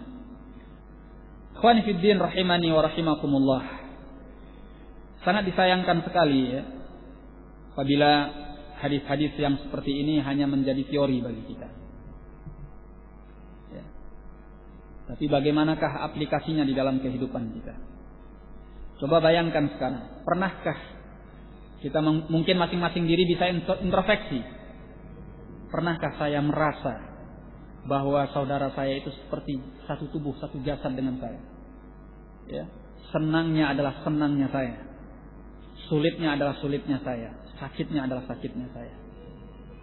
Kenapa? Karena dia saudara saya seiman dan seagama. Apalagi dia itu adalah saudara saya yang seakidah, semanhaj. Ya. Pernahkah kita merasakan ini? Ya. Pernahkah kita menanamkan kesadaran yang seperti ini dalam lubuk hati kita yang terdalam? Menanamkan solidaritas yang sedemikian tinggi yang telah diajarkan oleh Nabi sallallahu alaihi wasallam? Ya. Dalam mengasihi, dalam mencintai, dalam saling cenderung merasakan apa yang dirasakan oleh yang lainnya. Ya. Ini adalah kasih sayang yang diajarkan oleh Nabi sallallahu alaihi wasallam, ya, yang justru kita lihat langka di masa ini. Bahkan dari orang-orang yang mengaku bahwa mereka menjunjung tinggi persaudaraan Islam sekalipun. Banyak persaudaraan mereka adalah persaudaraan yang palsu. Palsu. Ya. Mungkin bisa diberi label atau kemasan bahwa persaudaraan mereka adalah persaudaraan Islam, tapi kalau sudah terkait dengan suatu kepentingan, terkait dengan suatu masalah, terkait dengan sebuah perkara, seolah-olah persaudaraan itu tidak ada jejak dan bekasnya. Ya. Ikhwani fiddin rahimani wa rahimakumullah. Maka marilah kita menanamkan dengan sebenar-benarnya apa yang telah disabdakan oleh Nabi sallallahu alaihi wasallam. Ya. Kalau kita melihat kepada para sahabat, luar biasa. Ya. Dan ahlus sunnah sebenarnya orang yang paling berhak, dan bisa kita katakan orang yang paling harus tampil di depan untuk mencontohkan kasih sayang yang telah diajarkan oleh Nabi sallallahu alaihi wasallam dengan sesama kaum muslimin ini. Karena mereka orang yang mengatakan bahwa mereka mengikuti sunnah Nabi sallallahu alaihi wasallam, mengikuti as-salaf, as-sahabah, at-tabi'in dan atba'ut tabi'in. Ya. Nah, ikhwani fiddin rahimani wa rahimakumullah. Dalam riwayat yang lainnya, Nabi sallallahu alaihi wa ala alihi wasallam menyatakan hadis dari Abdullah bin Umar yang muttafaqun alaih, al-muslim akhul muslim. Ya. Muslim itu adalah saudara muslim yang lainnya. La yazlimuhu wa la yaslimuh wa la yuslimuh. Dia tidak pernah berbuat kezaliman kepadanya dan tidak pula pernah menyerahkannya kepada orang yang ingin menzaliminya. Man kana fi hajati akhihi kana Allahu fi hajatihi. Barang siapa yang berada di dalam hajat saudaranya, maka Allah yang akan menolong hajatnya. Wa man farraja an muslimin qurbatan min qurabid dunya, farrajallahu anhu biha qurbatan min qurabi yaumil qiyamah. Dan barang siapa yang melepaskan dari seorang mukmin satu kesulitan dari kesulitan-kesulitan dunia, maka Allah akan melepaskannya dari satu kesulitan dari kesulitan-kesulitan hari kiamat nanti. Wa man satara musliman satarahu Allahu yaumal qiyamah. Barang siapa yang menutupi keaiban seorang muslim, Allah akan tutupi keaibannya di hari kiamat nanti. Ikhwani fiddin rahimani wa rahimakumullah. Maka pada hakikatnya seorang yang berbuat baik kepada saudaranya, seorang yang berkasih sayang kepada saudaranya, yang lembut kepada saudaranya, yang halus kepada saudaranya, yang sayang kepada saudaranya, itu pada hakikatnya bukan semata-mata untuk kepentingan saudaranya. Ya. Kalau dia sayang sama saudaranya, pada hakikatnya dia sayang untuk dirinya sendiri. Sayang untuk dirinya sendiri. Limada? Kenapa? Karena Allah akan membantunya kalau dia membantu saudaranya. Ya. Allah akan menyayangi dia kalau dia sayang kepada saudaranya. Al-jaza'u min jinsil amal. Ya. Balasan sesuatu itu sesuai dengan apa? Amalannya. Ya. Tapi kalau kita tidak punya kasih sayang, tidak punya rahmah, tidak punya kelemah lembutan kepada saudara kita, jangan salah. Dan jangan merasa kecil hati jikalau seandainya kita mendapati orang-orang yang juga bersikap seperti itu kepada kita. Limadza? Karena al-jazaa'u min jinsil amal. Balasan seseorang itu sesuai dengan amalnya. Itu adalah hukum yang berlaku. Hukum yang ditetapkan oleh Allah Azza wa Jalla dalam hukum amal dan balasannya. Ya. Sehingga kalau kita mendapatkan ketidakpedulian dari saudara kita, kurangnya bantuan dari saudara kita, kurangnya pertolongan dari saudara kita, kurangnya perhatian, kurangnya kasih sayang dari saudara kita, kita harus introspeksi diri. Jangan kita semata-mata menyalahkan dia. Bagaimana kita introspeksi diri? Barangkali saya juga demikian dengan saudara saya. Mungkin bukan dengan orang yang bersangkutan, tapi dengan saudara saya yang lainnya. Sehingga saya dibalas oleh Allah dengan hal yang serupa dan yang setimpal. Kan gitu. Al-jaza' min jinsil amal. Balasan seseorang itu sesuai dengan perbuatannya. Sehingga kalau engkau ingin dicintai, engkau ingin disayangi, engkau ingin disikapi dengan lemah lembut, dengan baik oleh saudaramu, mari kita mulai dari diri kita sendiri. Ya. Jangan kita menuntut dulu dari orang lain. Tapi mulailah dari diri kita. Saya yang akan melakukan ini. Saya yang akan menyebarkan kasih sayang itu. Saya yang akan bersikap lemah lembut itu. Saya yang akan melakukan apa yang telah dicontohkan oleh Nabi SAW, diajarkan oleh beliau. Ya. Kalau kita mulai dari diri kita masing-masing, insya Allah akan membalasnya dengan hal yang sama. Al-jazaa'u min jinsi al-amal. Allah sudah menjanjikan hal itu melalui lisan Nabi-Nya sallallahu alaihi wasallam. Man kana fi hajati akhihi kana Allahu fi hajatihi. Barang siapa yang berada di dalam pertolongan kepada kebutuhan saudaranya, Allah akan menolongnya. Ya. Barang siapa yang melepaskan sebuah kurba, sebuah kesulitan dari kesulitan dunia, Allah lepaskan dia dari kesulitan yaumul qiyamah nanti. Barang siapa yang menutupi keaiban saudaranya, akan ditutupi oleh Allah keaibannya. Ya. Kalau kita menuntut bahwa saudara kita bersikap yang baik, menjaga kehormatan kita, menjaga nama baik kita, mulailah dari diri kita masing-masing. Mungkin kita juga masih bersikap yang sama kepada saudara kita, sehingga kita pun kehormatannya tidak dijaga oleh saudara kita. Ya. Karena al-jaza' min jinsi al-amal. Maka ikhwani fid din rahimani wa rahimakumullah, ya, Islam itu adalah agama yang sempurna, yang mengajarkan kebaikan, yang penuh dengan kasih sayang Allah tabaraka wa taala. Dan barang siapa yang mau mengamalkannya, niscaya dunia ini akan dipenuhi oleh orang-orang yang dirahmati oleh Allah tabaraka wa ta'ala. Baik. Dalam riwayat yang lain dari hadis Abi Hurairah yang diriwayatkan oleh Al-Imam Muslim, beliau alaihi salatu wassalam bersabda, "La tahasadu wa la tanajashu wa la tabaghadu wa la tadabaru wa la yabi' ba'dukum ala bai'i ba'dhin. Wa kunu ibadallahi ikhwana. Al-muslim akhul muslim. La yadhlimuhu wa la yahqiruhu wa la yakhdhuluh." Jangan kalian saling dengki.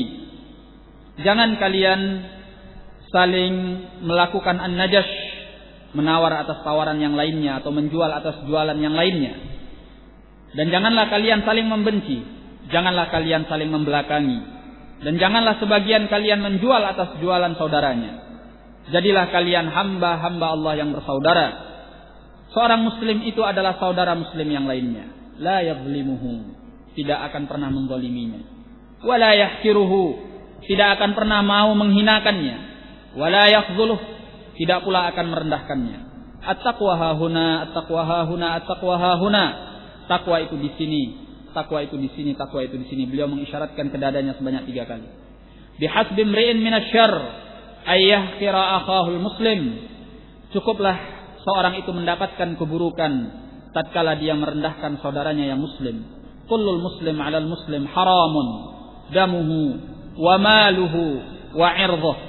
Ya, setiap muslim atas muslim yang lainnya haram darahnya, haram hartanya, dan haram kehormatannya. Nah, tinggal bagaimana kita mengamalkan hadis-hadis yang seperti ini. Karena ikhwani fiddin rahimani wa rahimakumullah, di masa-masa yang dipenuhi dengan berbagai gejolak fitnah ini, persaudaraan Islamiyah yang hakikiyah itu langka didapatkan. Ya, langka didapatkan. Sehingga hendaknya ahlus sunnati wal jamaah adalah orang-orang yang memulai mencontohkan di kalangan manusia untuk menunaikan hakul ukhuwah dan menyebarkan kasih sayang di antara manusia. Ya, tanamkan di dalam hati kita bahwa kita tidak ingin menyakiti siapapun dari kalangan manusia. Ya. Tidak akan menzalimi siapapun dari kalangan manusia. Ya. Kalaupun kita melakukan sesuatu yang barangkali dia tidak suka, kita upayakan bahwa itu sesuai dengan syariat Allah Tabaraka wa Ta'ala. Nah, apakah itu kepada orang kafir? Apakah itu kepada orang yang mukmin? Apakah itu kepada ahlus sunnah atau kepada ahlul bidah atau kepada siapapun dari kalangan manusia? Tanamkan bahwa kita tidak akan pernah mau menzalimi dia. Karena az-zulmu zulumatun yaumal qiyamah. Kezaliman itu adalah kegelapan di hari kiamat nanti. Kezaliman itu tidak dibenarkan kepada siapapun dari kalangan manusia. Bukan berarti seorang yang kafir kepada Allah dan Rasulnya terus kita boleh menzalimi dia. Walaupun dia kafir, kita tidak boleh menzalimi dia. Ya. Walaupun dia seorang yang ahlul bidah, tidak boleh kita menzalimi dia. Ya. Apalagi yang selain mereka. Nah, tetaplah bahwa semua yang kita perbuat, semua yang kita ucapkan, semua yang kita mengambil sikap di dalamnya itu sesuai dengan apa yang dituntunkan oleh Allah dan Rasulnya tanpa kezaliman. Nah, ikhwani fiddin rahimani wa rahimakumullah. Ya, sebenarnya banyak hal-hal yang terkadang kita tidak merasa bahwa itu adalah kurang baik bagi saudara kita, tapi kita menganggapnya seolah-olah tidak ada apa-apa. Bisa jadi karena mungkin kita lengah, atau mungkin bisa jadi kurangnya kasih sayang dari kita kepada saudara kita, atau mungkin karena faktor-faktor yang lainnya. Ya. Sebagai contoh yang saya sempat membaca dalam beberapa tulisan ataupun ceramah yang disampaikan oleh Syekh Muhammad bin Shalih Al-Utsaimin rahimahullah, ya, di antara yang beliau ingatkan sebagai contoh ringan, dan ini banyak dilakukan oleh orang yang dia kurang memperhatikan saudaranya. Ya. Satu contoh yaitu sikap ba'da shalah, setelah sholat misalnya. Ya. Sebagian orang kata beliau setelah Assalamualaikum warahmatullahi wabarakatuh, Wassalamualaikum warahmatullahi wabarakatuh, la yubali biman wara'ah. Tidak peduli dengan orang yang ada di belakangnya, dia maju supaya dia bisa duduk dengan bebas. Ya. Saya pun terkadang melakukan ini karena mungkin ketidaktahuan kita, atau mungkin karena kurangnya kasih sayang kita. Ya. Tapi ini diingatkan oleh beliau sebagai pelajaran, bukti kepedulian kita sesama muslim, pekanya perasaan kita terhadap sesama muslim, ya. Besarnya kasih sayang kita kepada sesama muslim, ya. Sehingga kita tidak hanya memikirkan kepentingan diri kita sendiri. Habis sholat kita maju, nggak peduli orang yang di belakang kita, kita belakangi dia. Ya. Ini kan sering terjadi, benar nggak? Tujuannya apa kalau ditanya? Tujuannya ya supaya lapang, supaya dia bisa selonjor atau bisa bersila dengan tanpa harus empet-empetan dengan saudaranya. Ya, tapi dia tidak sadar, dia mementingkan dirinya sendiri, sementara saudaranya dia belakangi, dia kasih punggungnya kepada saudaranya. Ya, ini adalah ketidakpedulian, kurangnya perasaan yang peka kepada saudaranya. Ya. Bahkan Syekh menyatakan kalau saya yang seperti ini kan sebetulnya saya tersinggung. Ya, dan saya rasa siapapun tak akan tersinggung ketika dia mendapati saudaranya memunggungi dia. Ya. Kalau memang dia ingin melakukan itu, dia pergi cari tempat yang jauh, jangan membelakangi orang. Baik, ini contoh ringan. Ya, betapa kita sebenarnya harus menanamkan kepedulian, perhatian, kasih sayang kepada sesama kaum muslimin. Ya, sesama ahlus sunnati wal jamaah.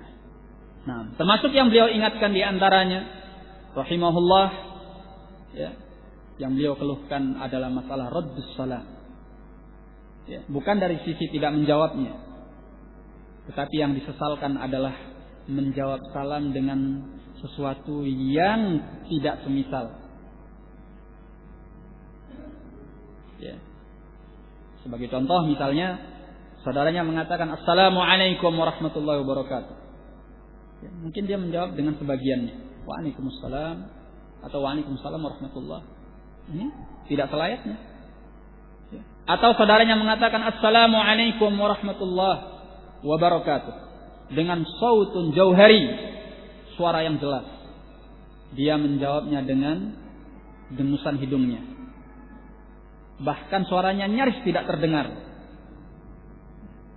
Nah, seperti orang yang mendengus.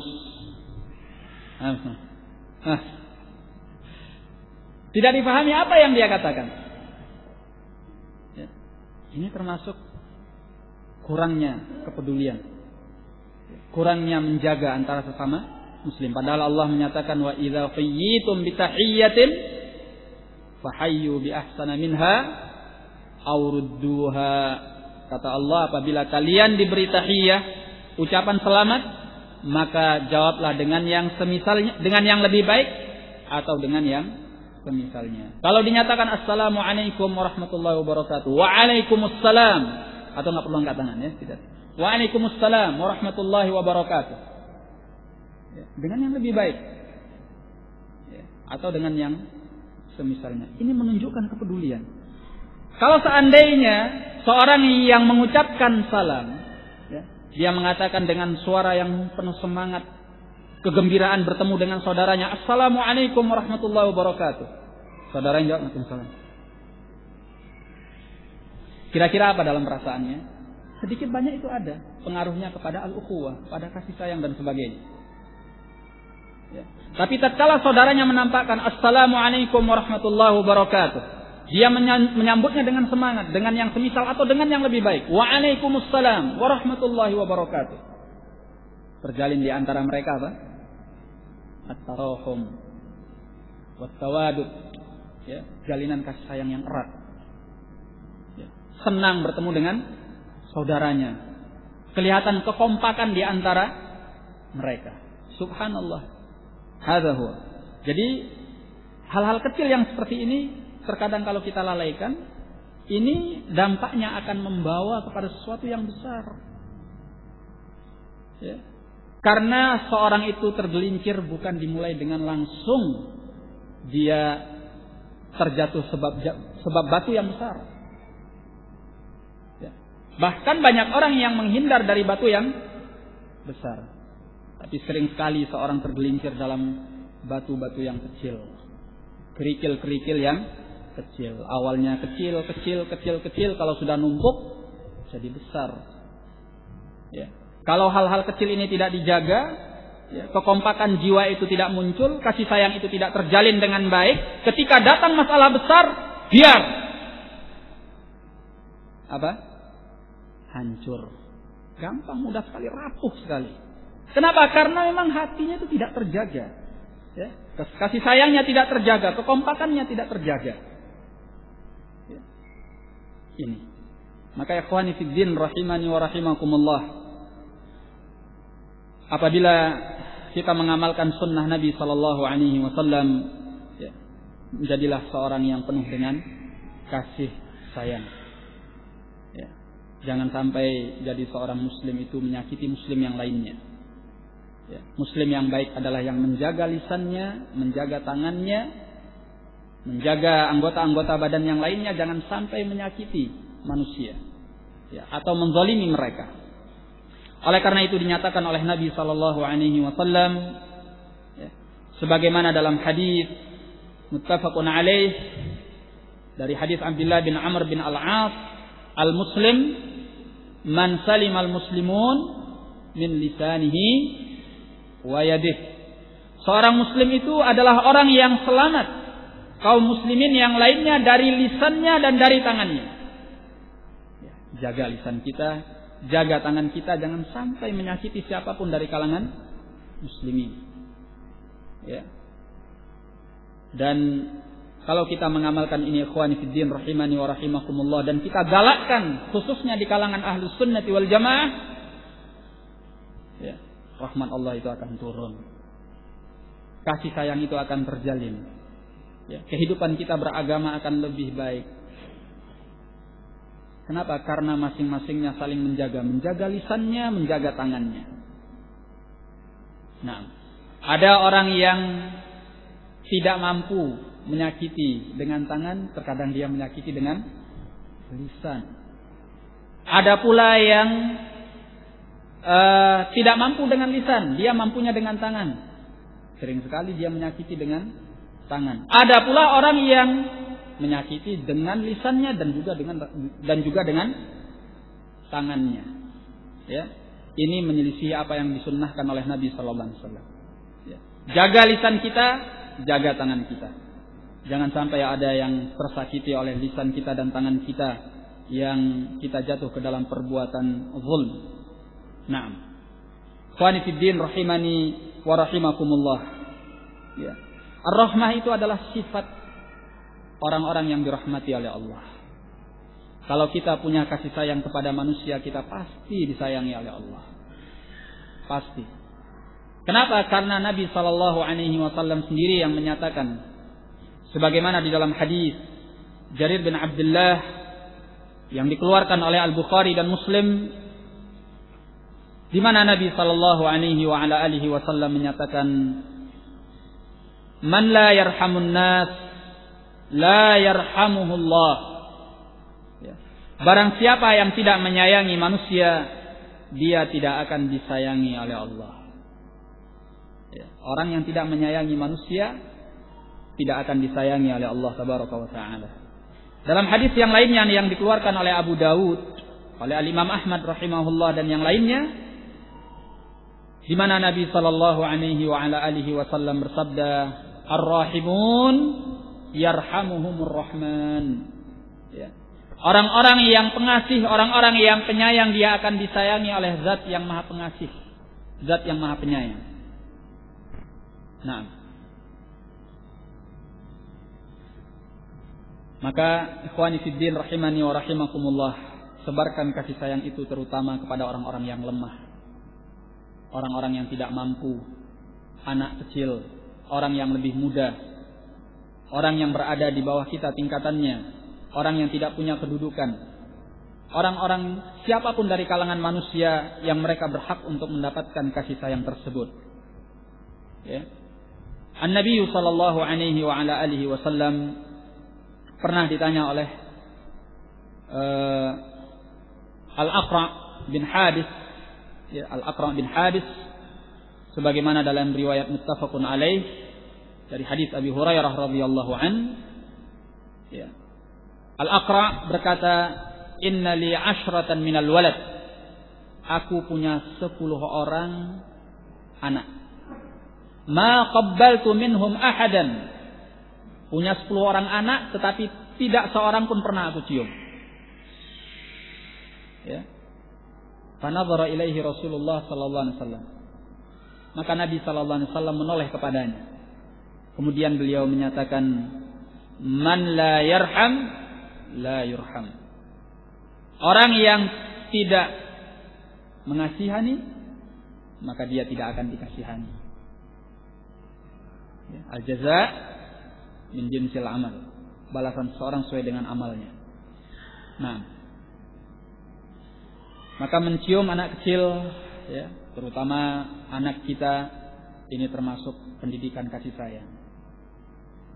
Ya. yang kita berikan kepada anak-anak kita, sehingga anak-anak itu bukan saja dia merasakan kehangatan dari pergaulan orang tuanya, perlindungan orang tuanya, ya, kasih sayang orang tuanya, tetapi dia menyimpan sifatur rahmah itu di dalam hati dan jiwanya. Ya. Anak-anak yang tidak mendapatkan pendidikan ini, ya, ini sebetulnya pendidikan. Tidak mendapatkan pendidikan ini, ya, dia akan besar, dia akan dewasa di dalam watak yang keras, yang kaku. Ikhwani fid din rahimani wa rahimakumullah. Tentunya tidak ada di antara kita yang kepingin anaknya seperti itu. Ya. Maka dari kecil ditanamkan sifatur rahmah dengan kita menciumnya. Itu di antara sifatur rahmah yang diajarkan oleh Nabi sallallahu alaihi wa ala alihi wasallam. Nabi sallallahu alaihi wasallam terkadang mencium Al Hasan bin Ali, ya, terkadang mencium kedua cucunya ini, dan sangat sabar kepada keduanya. Jadi ar-rahmah adalah perkara yang sangat hebat, yang sangat mulia, yang merupakan poros daripada titik kehidupan manusia di alam ini, dan juga kebaikan di dalam Islam. Barang siapa yang memiliki sifat ini, maka hendaklah dia bersyukur kepada Allah Subhanahu wa ta'ala. Baik, karena sudah menjelang asar, kita cukupkan dulu. Insyaallah kita lanjutkan pada asar biiznillah ta'ala. Naktafi ila huna wa billahi taufiq. Assalamualaikum warahmatullahi wabarakatuh.